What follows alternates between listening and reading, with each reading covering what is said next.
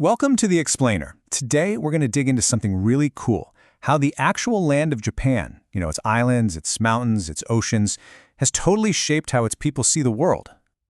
Okay, so let's just start with a question. I want you to imagine something. What if your home was this isolated, shaky, and super crowded island? How do you think that would change you, or your beliefs, or even your whole community? So, to really get Japan, you can't start with a person or a big event. Nope. You have to start with the land itself. The story really begins with the islands. All right, so first off, you gotta know Japan isn't just one big piece of land. It's actually a whole series of islands. And for, most of history, these islands were cut off from the rest of Asia by hundreds of kilometers of really rough seas. Travel was super hard. And that isolation, it meant Japan's culture developed in its own totally unique way. Okay, get this number in your head, 80%. That's a huge number, right? Well, that's how much of Japan is covered by steep forested mountains. Just let that sink in. That means almost all the land is mountains. So if 80% of the land is mountains, where does everybody live? Well, they're all squeezed together into the small, flat areas right along the coast. And that's exactly why cities like Tokyo are just jam-packed with people, some of the most crowded places on the entire planet. Okay, so we've got this isolated, mountainous, crowded island nation. How does that kind of place affect what people believe in, their spiritual side? Let's dive into that. Well, if you look at Japan's creation myths, the islands themselves weren't just there. The story goes that two gods, Izanagi and Izanami, actually created them.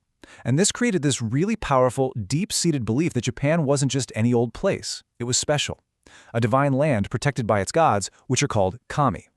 And that whole idea that they were being protected by the gods, it was put to a major test back in the 1200s. The Mongol Empire, which was huge back then, sent these massive fleets to invade Japan, not just once, but twice. And both times, right when it looked like it was all over for Japan, a gigantic storm, a typhoon, just appeared out of nowhere and completely destroyed the enemy fleet. And the Japanese had a name for these incredible storms. They called them kamikaze, which literally means divine wind. I mean, can you imagine? For them, this was all the proof they needed. The gods were watching over them, sending these winds to protect their home. This idea of spirits in nature, the kami, is right at the heart of Shinto, which is Japan's ancient native religion. And in Shinto, the gods aren't just some faraway beings up in the sky. No, they believe these sacred spirits are in everything. They're in the mountains, the trees, the rivers, even in the rocks. But here's the thing about having such a deep connection to nature, it's kind of got two sides to it. It's a bit of a paradox, really, because for all its beauty, there's always this threat of danger lurking. So on one hand, you've got this incredible beauty. I mean, think about the famous cherry blossoms, right? Every single spring, the whole country celebrates them. They're a symbol of new beginnings and hope. But they fade so fast. And that's a reminder, too, that life is beautiful for sure, but it's also incredibly short. And then there's the other side, the really scary side. See, Japan is located in a place that geologists call the Ring of Fire. It's basically a hotspot for earthquakes, tsunamis, and those massive typhoons. And this timeline here, wow, it just shows a few examples of how devastating nature can be. So that's the key idea right there, this duality. For people in Japan, nature's always been these two things at the same time. It's this beautiful creator, and it's also a powerful, terrifying destroyer. You have to love it, but you also have to really respect it, and maybe even fear it a little. And when you live with that reality, with that constant threat, for centuries, it's going to shape who you are. It's shaped a really important part of the Japanese character. People learn to be, stoic, to face really tough times with patience, to adapt, to rebuild after disaster strikes, and just carry on. Now, this cycle of nature, creating and destroying, it didn't just shape individual people, it shaped the entire society. It really forced Japan to learn how to rely on one thing above all else, itself. Think about it. You're isolated. You've got very little land for farming. What do? Well, you become an expert at using every single resource you have. And that's what happened. For a huge part of its history, Japan was almost completely self-sufficient. Food, wood for building, materials for clothes, they made it all themselves. And in this self-sufficient world, there was one thing that was more important than anything else: rice. I mean, rice wasn't just the main food you ate at every meal. For centuries, rice was money.